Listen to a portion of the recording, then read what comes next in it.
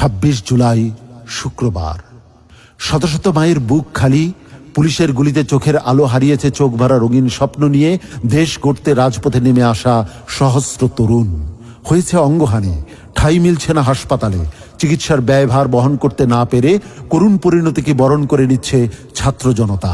এই নির্মম পরিস্থিতিতেও রক্তপিপাসু হাসিনা তাদের প্রতি বিন্দুমাত্র সহানুভূতি প্রদর্শন না করে বরং আন্দোলনকারীদের অপরাধী আখ্যা দিয়ে আনাচে কানাচে থেকে ধরে এনে বিচার করার নির্দেশ দেন। শিক্ষার্থীদের সহিংসতাকারী আখ্যা দিয়ে ওবায়দুল কাদের বলেন, সহিংসতাকারীদের বিচার করা হবে। এই দিন গণস্বাস্থ্যনগর হাসপাতালে চিকিৎসাধীন অবস্থায় আসিফ, নাহিদ, বাকের এই 3 সমন্বয়ককে তুলে নিয়ে যায় প্রশাসন। বলা হয় জিজ্ঞাসাবাদের জন্য তাদের প্রশাসনের হেফাজতে নেওয়া হচ্ছে। রাজধানীর বিভিন্ন এলাকা ভাগ করে ব্লক রেড দিয়ে সাঁড়াশি অভিযান চালানো সহ আইন শৃঙ্খলা বাহিনী সারা দেশে গণগ্রেফতারের মাধ্যমে ভীতিকর পরিবেশ সৃষ্টি করলে জাতীয় গণমাধ্যমে এক বিবৃতিতে ইসলামী আন্দোলনের মহাসচিব অধ্যক্ষ মাওলানা ইউনুস আহমদ বলেন, সরকারি বেসরকারি বিভিন্ন স্থাপনার ক্ষয়ক্ষতি নিয়ে প্রধানমন্ত্রীর মায়াকান্না শোনা যায়।